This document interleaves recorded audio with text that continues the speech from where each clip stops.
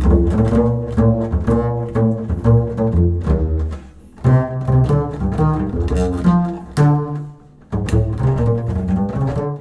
んにちは、吉岡直樹と申します。ジャズベース講座の16回目ということで、今日は親指ポジションのメジャースケールについて説明したいと思います。前回の動画で親指ポジションの基本的な練習方法についてお話ししたんですが、これにですね、2つだけ補足させてください。まず1つ目なんですけれども、親指で弦を押さえるときに、私も最初はそうだったんですけれども、このようにですね、親指を反らして押さえてしまっている方、いらっしゃるかと思いますけれども、私今はですね、これを反らさずにリラックスした状態で押さえる方が良いと考えています。これはいろんな考え方があるかとは思うんですが、あくまでも一つの考え方として聞いていただければと思います。私がそのように考える根拠なんですけれども、今からちょっと簡単な実験をしていただきたいと思うんです。まずですね、親指をこのように反らした状態で、残りのですね、4本の指はこのように、指を動かすことができるかということなんです。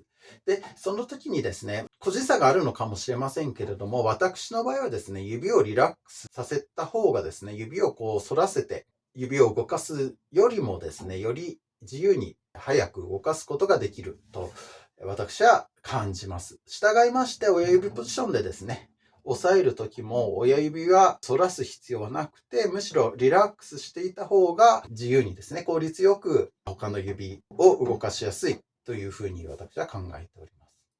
それから2つ目なんですけれども、ポジション移動するときですね、この時にこのようにですね、親指をここに固定したまま残りの指が上がったり下がったりするっていうような状況を見かけます。特にここのハーモニクスのところですね。ハーモニクスのところに親指を固定してこう上がったり下がったりしがちです。私も最初そうでした。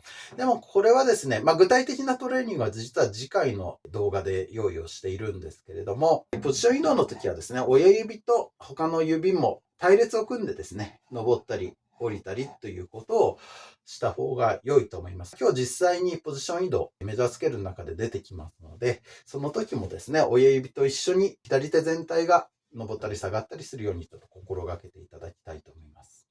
以上2点なんですけれども、もう一つ、ポジション番号についてお話ししたいと思います。ローポジションはですね、大文字のローマ数字を1から12まで使っていますけれども、親指ポジションは小文字のローマ数字を使います。まず、どのような対応をしているかということなんですけれども、ローポジションはですね、私はクロマティックシステムを使いますので、一番ここの低いポジションが第1ポジションですね。そこから半音ずつ第2ポジション、第3ポジションと上がっていって、一番上のポジションが第2、12ポジション。要するに、第1の指が、第12番目の、いわゆるフレットの場所ということで、第12ポジションということになります。G 線で言いますと G シャープ A のところですが、ここのポジションが第12ポジション、ローポジションの一番高いポジションです。ここよりも半音上がるとですね、親指の第1ポジションになります。ですね。G シャープA、フラットですね。3つの指が。これが親指の第1ポジションです。で、これはですね、ちょうど、ローポジションの第1ポジションの、ちょうど1オクターブ上になります。つまり、親指ポジションというのは、ローポジションのちょうど1オクターブ上で番号が対応しているということですね。ここを理解していただくとよろしいかと思います。それでは早速、親指ポジションのメジャースケールに入っていきたいと思うんですけれども、私の場合は E メジャースケールから常に基礎練は始めますので、E メジャースケールから始めたいと思います。それから、今回はですね、親指ポジションということもありまして、原則として2オクターブ練習します。それではですね、E メジャースケールを弾いてみたいと思いますが、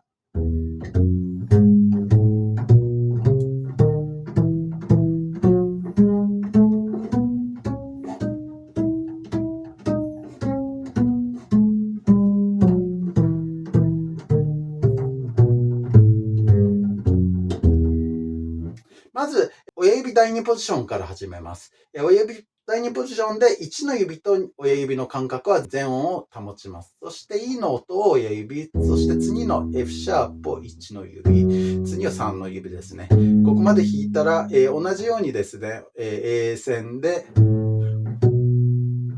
と弾くのですが、この時ですね、C シャープまで行きましたら、今度は親指と1の指、次は、半音ですね。今待って全音を保っていたのを半音に変えます。そしてその親指で次の D シャープの音を弾きます。このようになります。で、2オクターブ目はこの形を保ったまま上がっていきます。で、ポジション移動をここでします。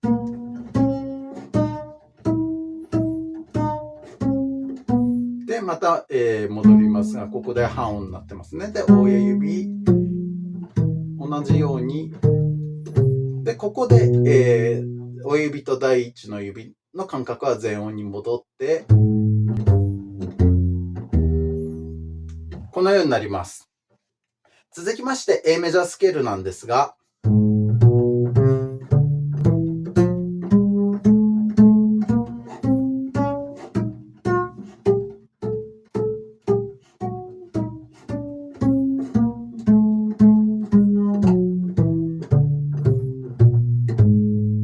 これもですね、E メジャースケールと同じように、第2ポジション、そして1の指と親指の間隔をですね、全音保った状態からスタートしていきます。で、同じように、そして、ここでですね、親指が半音上がります。2オクターブ目はこのまま、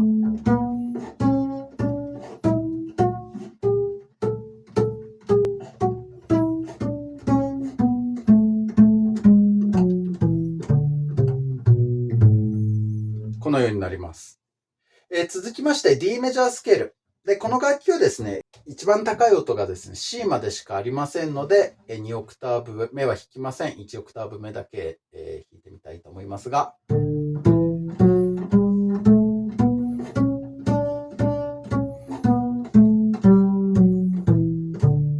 で、説明しますが、同じようにですね、親指第2ポジションでスタートします。そして親指と人差し指の間は全音です。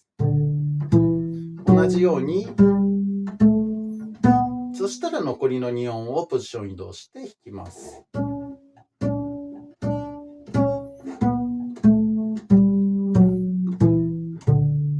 このようになります。続きまして、G メジャースケール。これもですね、親指第2ポジションで始めます。そして、親指と人差し指の間隔は全音です。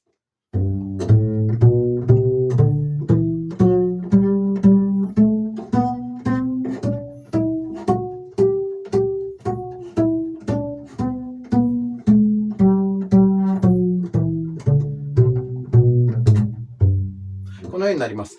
まずですね、先ほど申し上げたように第2ポジションで弾き始めます。次、親指を使います。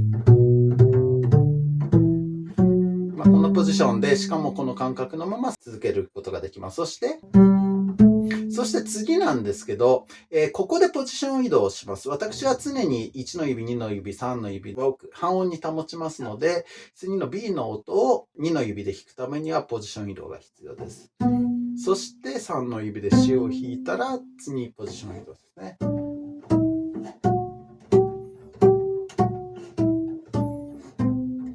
さあ、ここでもう一度細かなポジション移動があります。こ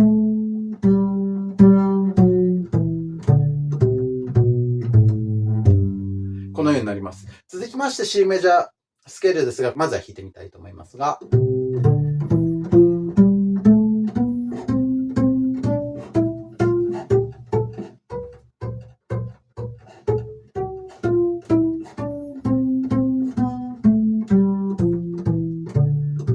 これも第2ポジションから始めます。まずは2の指で C を弾いたら、次親指で D の音。そして同じように、ここまで弾いたら次の C の音を2オクターブ上げるときは1の指で始めます。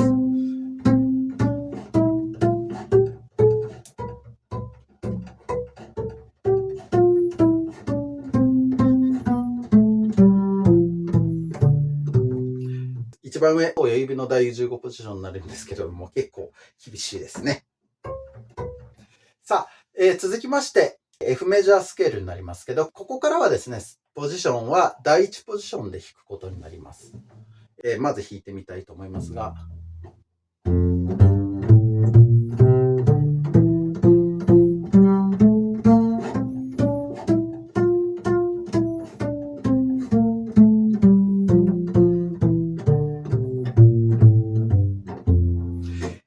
ですね、非常にわかりやすいと思います。低い方の第1ポジションと指がとても似ています。で、ここでは親指と1の指は半音に保ちます。最初の F の音を1の指で始めます。そして次の A をですね、親指を使います。次も同様です。2オクターブ目。ここまで弾いたらポジション移動ですね。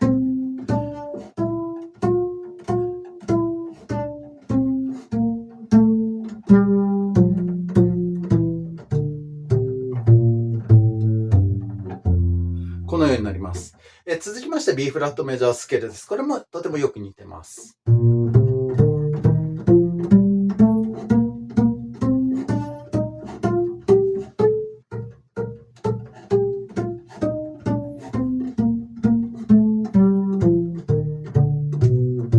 このようになります。親指の第1ポジションから始めて、1の指と親指の間隔は半音です。このように、第1ポジションで弾くことができます。で、2オクターブ目に行くときは次の B フラットの音は1の指で押さえます。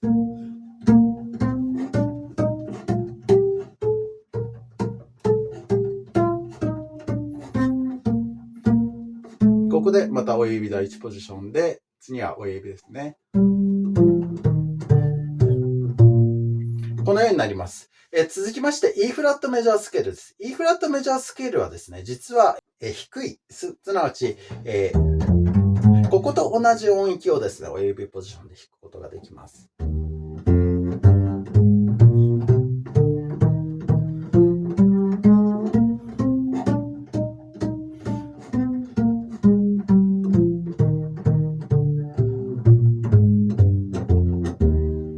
最初は親指第1ポジションで始めます。そして、親指と人差し指の間隔は全音です。そして、ここのですね、E フラットの音を親指で弾きます。E 線の E フラットですね。そして、F、G と弾いたら、次の A フラットもですね、A 線で親指で弾きます。で、ここで、先ほどのですね、第1ポジションのままなんですけれども、親指の位置がですね、人差し指の全音下から半音下に変わります。で、D のナチュラルの音を親指で弾きます。そして、E フラットですね。2オクターブ目は、そしたら、ここでポジション移動しておきましょう。ここで戻ります。ここはまだ半音を保っていますね。親指と人差し指の間です。そして、ここから全音になりますね。このようになります。次、A フラットメジャースケールです。これもとてもよく似てます。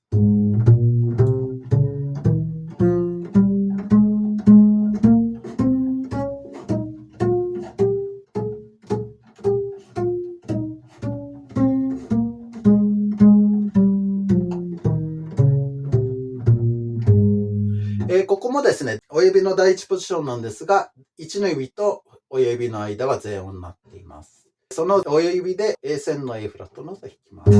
そして B フラット。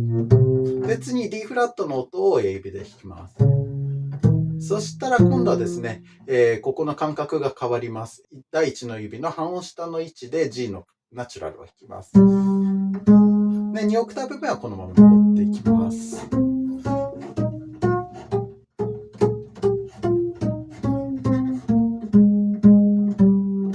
ここでですね、1の指と親指の間隔が全音になります。このようになります。次、D フラットメジャースケールですね。この楽器は音域がないので1オクターブ弾くことになりますが、こ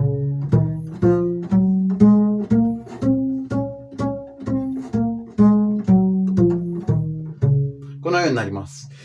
親指の第1ポジション、そしてその親指は第1の指の全音下。これでスタートします。D フラットの音を親指で弾きます。そしたら弦が変わりますね。同じように親指、そして残りの2つの音をポジション移動して弾きます。戻ります。このようになります。続きまして G フラットまたは F シャープメジャースケールです。これは第2ポジションを使いますが、今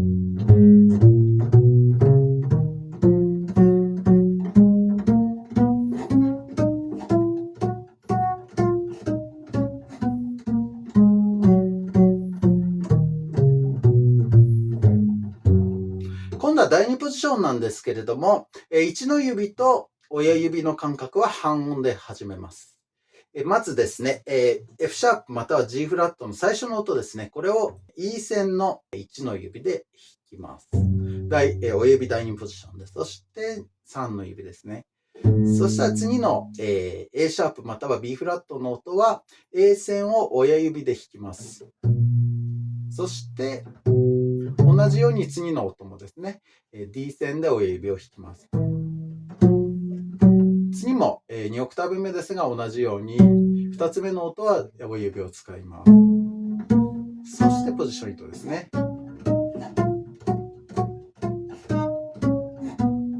親指です。こ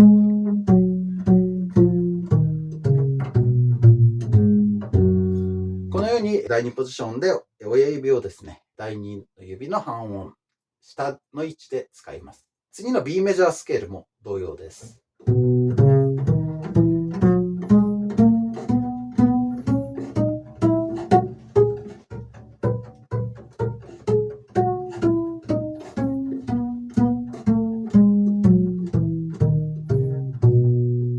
これも親指第2ポジションで始めます。そして親指の位置は1の指の半音下です。まず A 線の B の音を1の指で押さえて始めます。そして次3の指。そして次の D シャープの音は D 線を親指で弾きます。そして1の指、3の指ですね。次の G シャープも親指を使って G 線で弾きます。そして次の B の音は2オクターブ目に入るので1の指にしておきます。そして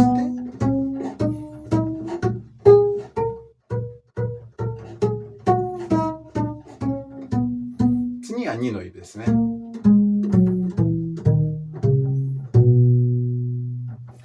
このようになります。それからですね、ここでもう一つだけお話しすることがあります。それはですね、ローポジションと親指ポジションの行き来ですね。例えば、ここでは C メジャースケールで説明したいと思うんですけど、C メジャースケールの2オクターブ目ですね。次です。で、ここからですね、どのように上がっていったらよいかということなんですけれども、選択肢は2つあると思うんですけど、1つ目はですね、こ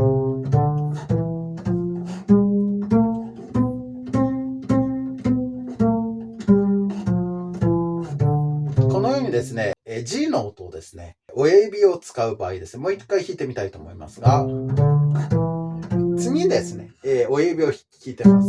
で、次、1の指でも2の指でもいいんですが、今は1の指を使っていますが、下りも一緒ですね。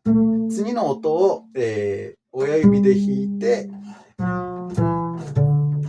で、もう一つのフィンガリングとしては親指を使いません。つまり、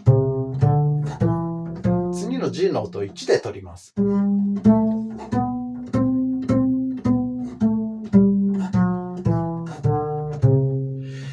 これ、どちらも正解だと思うんです。ただ、私はどうしてるかと言いますと、参考までに申し上げると、私は親指を使いません。どうしてかって言いますとですね、フ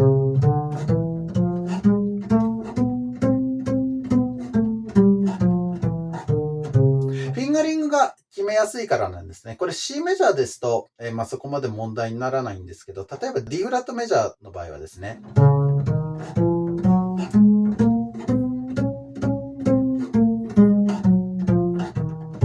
同じようにですね、親指を使わなければ、一つのポジションで2音ずつ弾くことができます。ところがこれ、親指を挟んでしまうとですね、ここでシフティングをしなきゃいけないんですね。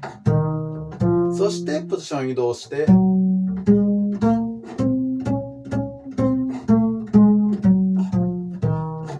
非常にですね、フィンガリングが、ここのことを計算して、適切なフィンガリングを決めなければいけない。それでこれはいわゆる書き譜ですね。クラシック音楽ですとか、ジャズであっても、あらかじめ決まっているものを弾く場合はこれでもいいのかもしれませんけれども、即興音楽でこの判断っていうのはですね、非常に難しいです。それからですね、もう一つ、やっぱり親指を入れることっていうのが、ちょっとしたリスクになるのかなと個人的には思います。そこで、私は親指をスケールで上がっていく場合は親指を挟まずに弾いています。ただしこれはもちろん例外がありまして、親指を弾いた方がいい場合もあるんですね。例えば、跳躍がある場合ですね。これはですね、三三が続くよりも、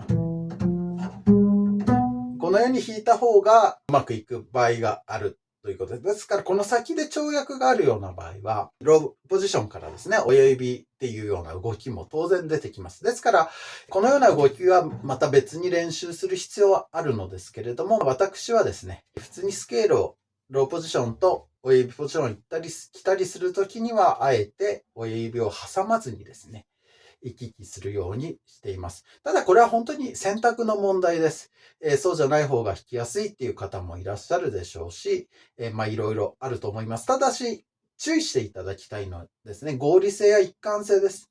親指を挟むんであれば、常に親指を挟むんだというですね。もちろん例外があってもいいんですけれども、その例外はなるべく作らない方がいい。なぜならば、即興音楽っていうのは直感的にですね、フィンガリングが決まるっていうことがとても大事ですから、あまり例外は作らない方がいい。そうなるとやはり、あまり親指が入り込む余地はないのかなと個人的には思いますけれども、しかしそこは皆さんの判断というのもあるとは思います。今日のお話は以上です。今日はですね、親指ポジションのメジャースケールの動きを練習しました。特にですね、E線とかは非常に抑えるのが厳しいかとは思うんですけれども、でもこれはですね、実際に使うかどうかっていうのは別として、太い弦でですね、練習しとけば、より実践的なですね、上の2弦あるいは3弦で楽に弾けるので、これはやっぱり練習する価値はあると思いますので、ぜひトレーニングはですね、4本の弦で行うということが非常に重要だと思います。それから冒頭にも申し上げたんですけれども、ポジション移動の際にですね、親指が遅れていかないでですね、すべての指が親指も含めて同時に移動していくという動きはぜひ身につけていただきたいと思います。で、次回なんですけれども、今日はですね、親指を使ったのはほぼここですね。第1ポジションと第2ポジションに限っていました。しかし、機動的な親指ポジションでの運指を学ぶためにはですね、それ以外のポジションでも積極的に親指を使っていくということが非常に有効に機能することがあります。従いまして次回はですね、そのお話をさせていただければと思います。最後までご視聴ありがとうございました。